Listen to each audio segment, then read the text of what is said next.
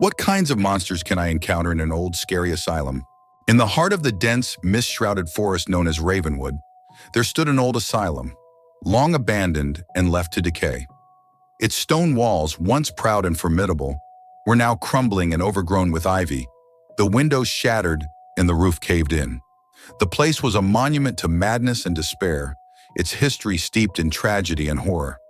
The asylum had been closed for nearly 70 years after a terrible fire had gutted its west wing, killing dozens of patients and staff. The exact cause of the fire was never determined, and the bodies of many who perished were never recovered. The townspeople whispered that the souls of the dead still lingered within the asylum's charred ruins, trapped between life and death, their agony and torment etched into the very fabric of the building. For years, Ravenwood Asylum had been a source of fear and fascination. Many had tried to explore its haunted halls, but few returned, and those who did were never the same. They spoke of ghostly apparitions, strange noises, and whispers in the dark, of cold hands that reached out from the shadows, and voices that called to them, begging for release. The asylum was a place of nightmares, and most people avoided it at all costs. But for Anna, the asylum was more than just a haunted house. It was the key to uncovering her past. Anna had grown up in the nearby town of Grayfield, raised by her grandmother after her parents had died in a car accident when she was just a child. Her grandmother had always been tight-lipped about her family's history, but Anna had recently discovered a box of old photographs and letters in the attic, hinting at a dark secret connected to Ravenwood Asylum. Among the items was a faded photograph of a young woman who looked eerily like Anna, standing in front of the asylum's grand entrance. The back of the photo was labeled Eliza, 1932. Alongside the photo was a letter, dated a few months before the asylum's closure, written in a delicate script that Anna recognized as her grandmother's. "My dearest Eliza," the letter began, "I fear for your safety at that dreadful place. Please come home before it's too late. The things you've told me, about the voices, the shadows, they're not in your mind. They're real. Leave Ravenwood before you're lost to it forever." Anna's heart raced as she read the letter. Her grandmother had never mentioned anyone named Eliza, and the striking resemblance between them was too much to ignore. Could this Eliza have been her great-aunt? And what had happened to her? The questions gnawed at Anna, and she knew there was only one way to find answers. Armed with a flashlight, a camera, and the courage of her conviction, Anna set off one cold October evening to explore Ravenwood Asylum. The journey through the forest was treacherous, the path overgrown and tangled with roots and thorns. The trees loomed overhead, their bare branches clawing at the sky like skeletal fingers. The air was thick with the smell of damp earth and decay, and a low mist clung to the ground, swirling around Anna's ankles as she walked. When she finally reached the asylum, the sun was beginning to set, casting long, eerie shadows across the clearing. The building looked even more imposing in person, its stone facade dark and foreboding. The front door, once a grand entrance, was hanging off its hinges, creaking ominously as it swayed in the wind. Anna hesitated for a moment, fear gnawing at her resolve. But the mystery of Eliza and the connection to her own family compelled her to move forward. She stepped through the door and into the darkness beyond. The air inside the asylum was cold and stale, thick with the scent of rot and mildew. The floor was littered with debris, broken furniture, shattered glass, and remnants of the fire that had ravaged the West Wing. The walls were covered in peeling paint and dark stains that looked disturbingly like blood. Anna's footsteps echoed through the empty halls, the sound unnaturally loud in the oppressive silence. As she ventured deeper into the asylum, Anna couldn't shake the feeling that she was being watched. The hairs on the back of her neck stood on end, and she felt a cold, clammy sensation on her skin, as if unseen hands were brushing against her.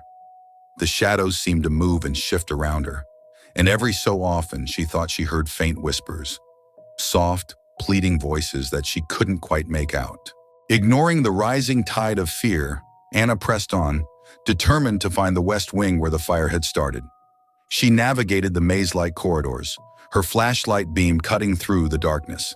The further she went, the more oppressive the atmosphere became. The temperature dropped, and the whispers grew louder, more insistent. Finally, she reached the West Wing, the most devastated part of the asylum. The walls here were blackened by soot, the ceiling collapsed in places, exposing the skeletal remains of the upper floors. The floor was strewn with charred debris, and the smell of burnt wood and flesh still lingered in the air. Anna's heart pounded in her chest as she explored the ruins, her flashlight sweeping across the wreckage. She felt an overwhelming sense of sorrow and dread, as if the very walls were weeping for the lives lost in the fire. And then, out of the corner of her eye, she saw something that made her blood run cold. Standing in the doorway of what had once been a patient's room was the figure of a woman, her form barely visible in the dim light. She was dressed in a tattered white gown, her hair hanging in limp, tangled strands around her face. But it was her eyes that caught Anna's attention. Deep, hollow, and filled with a sadness so profound, it made Anna's heart ache. Anna froze, her breath catching in her throat. The woman stepped forward, her movements slow and deliberate, as if she were struggling against some invisible force. Her lips parted, and she spoke in a voice that was barely a whisper, yet filled the room with its sorrowful resonance. "Help me, please." Anna took a step back, her mind reeling. This was no trick of the light. She was seeing a ghost, the spirit of someone who had perished in the fire. But who was she? And what did she want?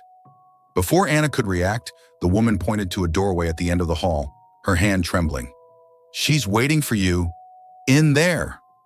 The temperature in the room plummeted, and Anna could see her breath misting in the air. The walls seemed to close in around her, and the whispers grew louder, more frantic. She felt a powerful urge to run, to flee this place and never look back.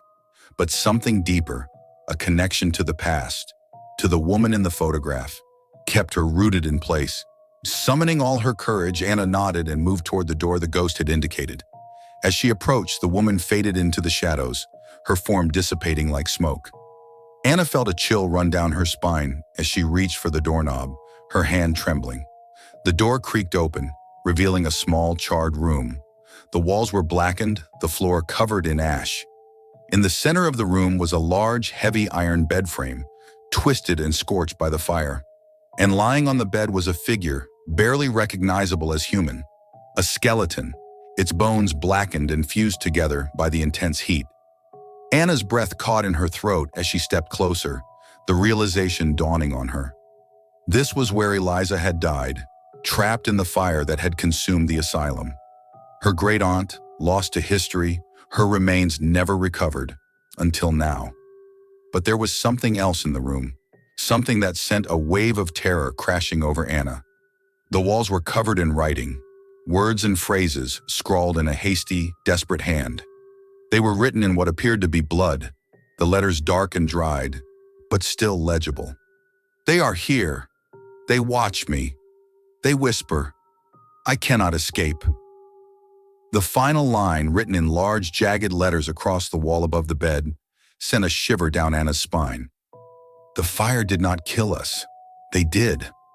As Anna stood frozen, a cold wind swept through the room, extinguishing her flashlight. She was plunged into darkness, and the whispers returned, louder than ever, filling her ears with their desperate pleas. "They are coming!" Suddenly, the temperature in the room plummeted even further, and Anna felt a presence, a cold, malevolent force that seemed to seep out of the very walls. The shadows in the room shifted, coalescing into dark, indistinct shapes that moved toward her, their forms twisted and unnatural. Anna backed away, her heart racing, but there was nowhere to go.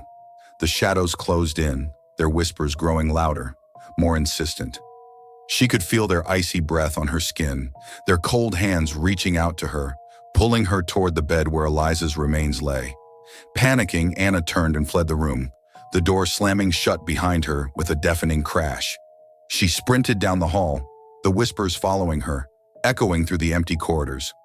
The asylum seemed to come alive around her, the walls closing in, the floor shifting beneath her feet. She ran through the maze of hallways, her breath coming in ragged gasps, the ghostly whispers filling her ears. Finally, she burst through the front door and into the night, the cold air hitting her like a wave. The whispers stopped, and the oppressive presence lifted. Anna collapsed on the ground, her body trembling, tears streaming down her face. She looked back at the asylum, its dark silhouette looming against the night sky. She had found the truth about Eliza, but it had come at a terrible cost. The ghosts of Ravenwood Asylum were real, and they were far from at rest. Anna knew she could never return, but she also knew that the spirits of the dead would never leave her alone. As she stood, ready to flee the cursed place, she heard one final whisper, carried on the wind. "Help us!" Anna turned and ran, the darkness of Ravenwood closing in behind her, the ghosts of the past forever haunting her steps.